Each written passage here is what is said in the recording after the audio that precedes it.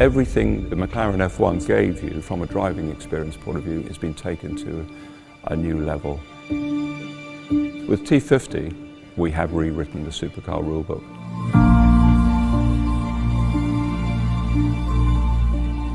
The normally aspirated V12, the highest revving engine ever made, the fastest response time, the highest power density of any engine in it, and it will have the best gear change. The car at 980 kilos is about half a ton lighter than the average supercar. And the aerodynamics, we steered clear of having very obvious ducts and aerodynamic forms. And actually the fan has been the element that's allowed us to keep the car pure.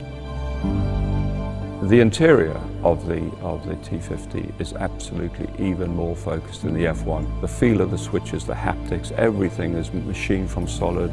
The whole experience of not just sitting and driver focus, we've just taken this to a completely new level for high-speed cars. When we designed the T50, we were absolutely focused on driving perfection. This is the ultimate analog supercar.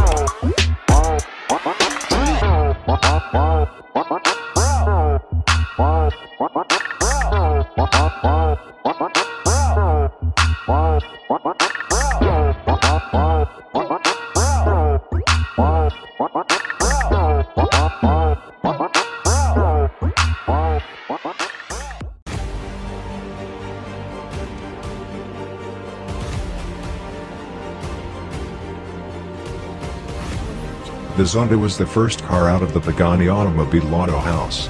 Years ago, production should have ceased, favoring the Huayra. Instead, Pagani has come out with many different special editions of the Zonda.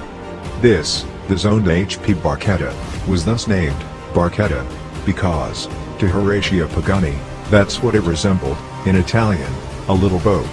Its frame is entirely formed of carbon fiber for an ultralight body and zippy, speedy feel. It's blue tinted, it has a minimized windshield, and it stands only some 21 inches tall, 0.5 meters, at its tallest. Unfortunately, the Pagani Zonda HP Barchetta is also the most expensive car that you can't buy. Only 3 vehicles were ever made of this unique, specific version of the Zonda. When last sold, one of these vehicles went for $17.6 million. Its acceleration is 0 to 60 miles per hour or 0 to 100 kilometers per hour in 3.4 seconds. The Zonda HP Barchetta can reach a top speed of 355 kilometers per hour or 220 miles per hour.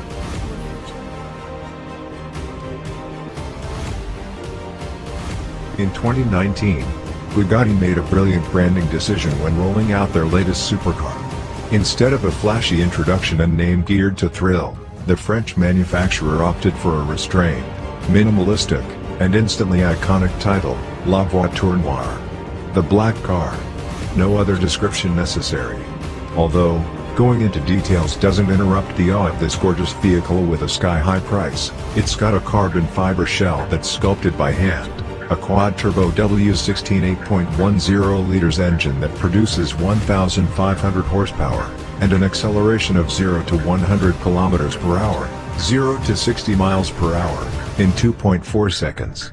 Its top speed is 420 kilometers per hour, 260 miles per hour, and its overall performance is precision engineered by an auto house famous for producing the most powerful cars in the world for decades on end. In 2019, it was the most expensive new car available for purchase. 2 years have elapsed, and no one has yet released an expensive luxury car geared to knock La Voiture Noire off that high pedestal. It wins over the price for the most expensive modern car on our list for the second year in a row.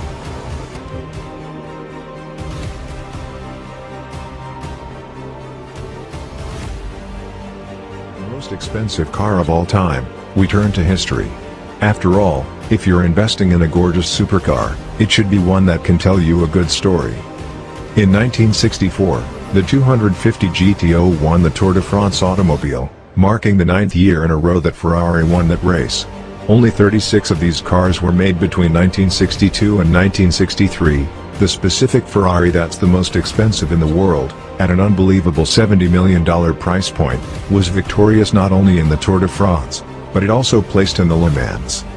With a top speed of 174 miles per hour and an acceleration of 0 to 100 kilometers per hour, 0 to 60 miles per hour, in 6.1 seconds, its stats certainly don't thrill today's auto enthusiasts by itself. However, in the 60s, it was the fastest in the world, and, now, decades later, it remains the most expensive car in the world of all time by a long shot.